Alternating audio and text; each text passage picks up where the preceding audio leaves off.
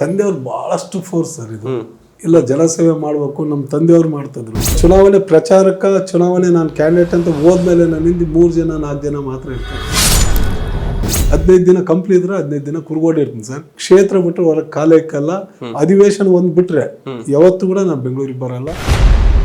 ಕಾಂಗ್ರೆಸ್ ನಲ್ಲಿ ಟಿಕೆಟ್ ಸಿಗ್ಬೇಕಂದ್ರೆ ಅದೇನೋ ದೊಡ್ಡ ಒಂದು ಮಿರಾಕಲ್ ಸರ್. ಇಡೀ ರಾಜ್ಯದಲ್ಲಿ ಕೊನೆ ಬಿ ಫಾರ್ಮ್ ನಮ್ ಕಂಪ್ಲೀಟ್ ಸರ್. ಇನ್ನ ತಮ್ಗೆ ಹೇಳಿದ್ರಿ ರಾಜಕೀಯದಿಂದ ನಾನು ತುಂಬಾ ದೂರ ಇದ್ದೆ ಅಂತ. ಹೇಗ್ ರಾಜಕೀಯಕ್ಕೆ ಎಂಟ್ರಿ ಆಯ್ತಾ? ತಮ್ಮ ತಂದೆಯವರ ಬಲವಂತನ ಅಥವಾ ತಮ್ಮ ಆಮೇಲೆ ಆಸಕ್ತಿ ಬಂತ ಸರ್? ಸರ್ ತಂದೆಯವ್ರು ಬಹಳಷ್ಟು ಫೋರ್ಸ್ ಸರ್ ಇದು. ಇಲ್ಲ ಜನಸೇವೆ ಮಾಡಬೇಕು, ನಮ್ಮ ತಂದೆಯವ್ರು ಮಾಡ್ತಿದ್ರು. ತಾತವ್ರು ಕೂಡ ಆ ಟೈಮ್ನಲ್ಲಿ ಬಹಳ ಪೊಲಿಟಿಕಲ್ ಆಗಿ ಬಹಳ ಒಳ್ಳೆ ಇದಿತ್ತು. ಆಮೇಲೆ ತಂದೆಯವ್ರ ಪುರಸಭೆ ಅಧ್ಯಕ್ಷರು, ನಗರಸಭೆ ಸ್ಥಾಯಿ ಸಮಿತಿ ಇದು ಅದಾದ್ಮೇಲೆ ನಮಗೆ ಏನಂದ್ರೆ ಇದು ರಾಜಕೀಯದಲ್ಲಿ ನಮ್ಮ ಲೋಕಲ್ ಹೊಸಪೇಟೆ ಆಗಿದ್ರೆ ನಮ್ಗೇನು ತೊಂದರೆ ಇಲ್ಲ ಸರ್. ನಮಗೆ ಹೊಸಪೇಟೆಯಿಂದ 30 ಕಿಲೋಮೀಟರ್ ಯಾವುದು ಕಂಪ್ಲಿ ಟೋಟಲ್ ಅಲ್ಲೆಲ್ಲೂ ಸ್ಟಾರ್ಟ್ ಆಯ್ತು. ಒಂದು 90 ಕಿಲೋಮೀಟರ್ ಆಗ್ತದೆ ಸರ್ ಕ್ಷೇತ್ರ.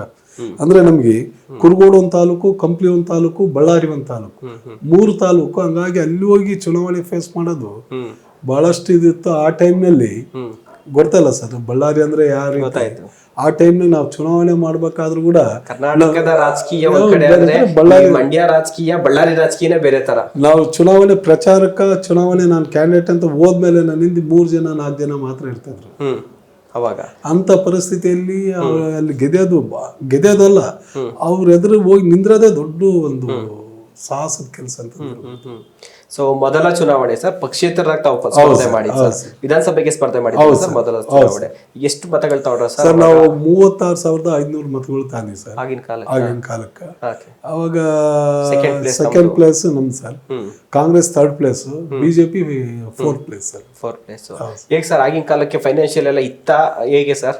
ಸರ್ ನಮ್ಮ ಇತಿಮಿತಿಯಲ್ಲಿ ಅಂದ್ರೆ ಅಂತ ದೊಡ್ಡ ಇದೇನಲ್ಲ, ನನಗೆ ನಂಬಿಕೆ ಇತ್ತು ಸರ್. ಯಾಕಂದ್ರೆ ತಂದೆಯವ್ರು ಮಾಡಿದ ಒಂದು ಒಳ್ಳೆ ಕೆಲಸಗಳು ನಮಗೆ ಕೂಡ ಯಾವುದೇ ರೀತಿ ಜಾಸ್ತಿ ಇವತ್ತು ಕೂಡ ನಾನು ಇದಾಗ್ಲೇಬೇಕು, ಇದು ದೇವರು ತಾನೇ ಪ್ರಾಮಾಣಿಕವಾಗಿ ಜನಗಳ ಮಧ್ಯೆ ಇದ್ದು ಜನಗಳಿಗೋಸ್ಕರ ಕೆಲಸ ಮಾಡಿದ್ರೆ ಅಧಿಕಾರ ಹಣ ಎಲ್ಲ ಕೂಡಿ ಬರ್ತದೆ ಸರ್. ಅದ್ರಾಗೇನು ಬೇರೆ ಮಾತಿಲ್ಲ. ಏನಂದ್ರೆ ನಾವಿರೋಂಥ ವೃತ್ತಿ ಅನ್ಯಾಯ ಆಗ್ಬಾರ್ದು. ಅನ್ಯಾಯ ಆಗ್ಬಾರ್ದು ಅಂದ್ರೆ ಪ್ರಾಮಾಣಿಕವಾಗಿ ನಾವು ಜನಗಳ ಮಧ್ಯೆ ಇರಬೇಕು, ಜನಗಳಿಗೋಸ್ಕರನೇ ಕೆಲಸ ಮಾಡಬೇಕು. ಅಲ್ಲಿ ನಮ್ಮ ಕಂಪ್ಲಿ ವಿಧಾನಸಭಾ ಕ್ಷೇತ್ರದ್ದು ಜನತೆ ಇದೇನಾಗಿತ್ತಂದ್ರೆ ಏನಪ್ಪ ಹೊರಗಿನವ್ರು ಬರ್ತಾರ, ಗೆತ್ತಾರ, ಅವರು ಎಲ್ಲೋ ಇರ್ತಾರ ಅಂಬೋದು ಈ ರೀತಿ ಬಹಳಷ್ಟು ಆಲೋಚನೆಗಳಿದ್ದು. ಆ ರೀತಿ ಆಗ್ಬಾರ್ದಂತ ಇವತ್ತು ಕಂಪ್ನಿಯಲ್ಲಿ ಕೂಡ ಮನೆ ಮತ್ತು ಆಫೀಸ್, ಕುರುಗೋಡಿಯಲ್ಲಿ ಕೂಡ ಮನೆ ಮತ್ತು ಆಫೀಸು. 15 ದಿನ ಕಂಪ್ನಿ ಇದ್ರೆ 15 ದಿನ ಕುರುಗೋಡಿ ಇರ್ತೀನಿ ಸರ್.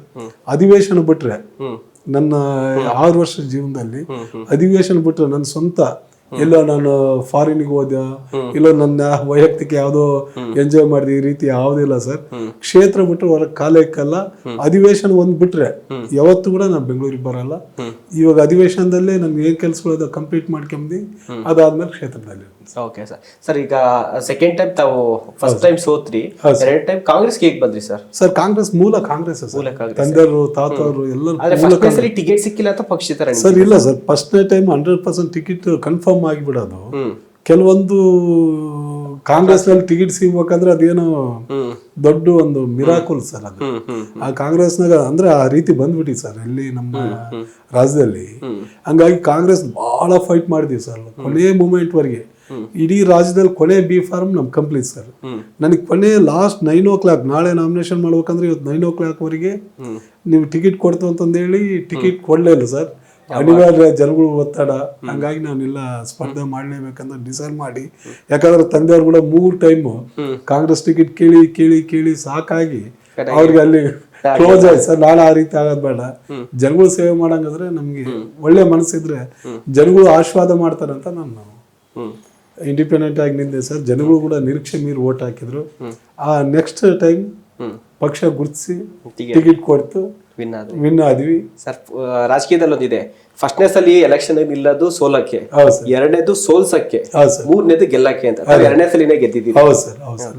ಕಂಪ್ನಿ ಜನಗಳು ಏನು ಈ ಪ್ರೀತಿ ವಿಶ್ವಾಸ ಏನಿದೆ ಅಲ್ಲ ಸರ್, ಜೀವನದಾಗ ಯಾವತ್ತೂ ಮರೆಯಕ್ಕಾಗಲ್ಲ. ಕ್ಷೇತ್ರ ಜನತೆ ಇವತ್ತು ಕೂಡ ಬಹಳಷ್ಟು ಪ್ರೀತಿ ಕೊಡ್ತಾರೆ ಸರ್. ಯಾಕಂದ್ರೆ ಅವ್ರಿಗೆ ಯಾವುದೇ ಡಿಫ್ರೆನ್ಸ್ ಇಲ್ಲ. ನಮಗೆ ಕೂಡ ಕ್ಷೇತ್ರ ಸ್ವಂತ ನಮ್ಮ ಅಣ್ಣ ತಮ್ಮ, ನಮ್ಮ ತಾಯಿ ತಂದೆ ಥರನೇ ನಾನು ನೋಡೋದು. ಅದು ಬಿಟ್ಟು ಬೇರೆ ಯಾವುದು ಕೂಡ ಇದಿಲ್ಲ. ಯಾಕಂದ್ರೆ ಆ ವಿಶ್ವಾಸ ಪ್ರೀತಿ ಬೆಲೆ ಕಟ್ಟಕ್ಕಂತ ಆಗಲ್ಲ ಸರ್. Correct sir.